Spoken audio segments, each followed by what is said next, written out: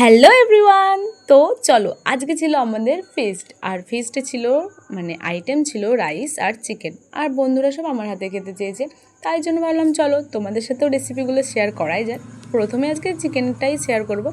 ফার্স্টে চিকেনটাকে ভালো করে ধুয়ে নেবে, তারপরে দিয়ে দেবে নুন, হলুদ, লঙ্কার গুঁড়ো, আর দেবে আদা রসুনের পেস্ট, তার মধ্যেই দিয়ে দেবে টক দই।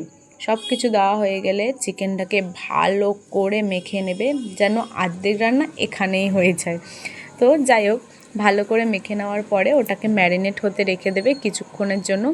আর দেখো, আমি কয়েকটা সলিড মাংস তুলে রেখেছি ফ্রায়েড রাইসে দেবো বলে।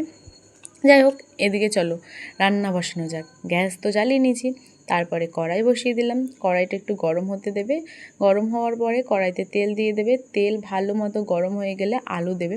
আর হ্যাঁ, এই রান্নাটায় আলু না দিলে একটু বেশি ভালো হয়, কিন্তু যেহেতু কয়েকটা বাচ্চা আছে সেই কারণে আমি আলুটা দিয়েছিলাম। তোমরা চাইলে আলুটাকে স্কিপ করতে পারো, তোমাদের ইচ্ছে। তারপরে চলো, আমি ম্যাজিক করে আলুটাকে ভেজে নিয়েছি। যাই হোক, তারপরে একটা অন্য পাত্রে আলু ভাজাটাকে তুলে নিলাম। এরপরে ওই তেলেই দিয়ে দেব তেজপাতা আর গোটা গরম মশলা। এলাচটাকে আমি ফাটিয়ে নিয়েছি যাতে একটু ফ্লেভারটা আসে ভালো। তারপরে ওর মধ্যে দিয়ে দিলাম আমি পেঁয়াজ কুচি, আর পেঁয়াজটা একটুখানি ভেজে নেবে, হালকা ব্রাউন কালার আসলে ওর মধ্যে দিয়ে দেবে মশলা। মশলার মধ্যে আছে জিরে, ধনে, আদা, রসুন, টমেটোটা একটু বেশি করে দেবে, তাহলে দেখবে একটু টেস্টটা বেশি আসবে। তার মধ্যে আমি একটু দিয়ে দিলাম সয়া সসটা তোমাদের বাড়িতে না থাকলে ওটাকে স্কিপ করতে পারো, অপশনাল, তবে দিলে একটু বেশি ভালো হয়।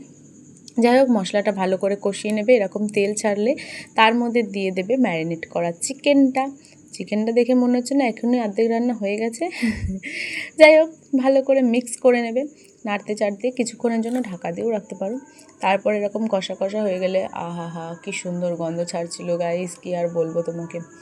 যাই হোক, তারপরে দিয়ে দিলাম ওর মধ্যে আলুগুলো দেওয়ার পরে আবার একটু ভালো করে নেড়ে চেড়ে নেবে। একটু কষা কষা হয়ে গেলে তোমরা জল দিতেও পারো, নাও দিতে পারো, তোমাদের ব্যাপার। যদি তোমরা ঝোল খেতে চাও তাহলে একটু দিও, বাট এটা কষা কষা বেশি ভালো লাগবে। তারপরে নামানোর আগে আমি একটু গরম মশলা আর কসুরি মেথি দিয়ে দিয়েছিলাম। ব্যাস, কত সিম্পল দেখলে, চটপট তোমরা তৈরি করে নাও। দেখো, আমার রান্নার রেডি। আর সবাই খেয়ে কিন্তু খুব ভালো বলেছিল, সত্যি বলছি। তোমরাও ট্রাই করো। টাটা।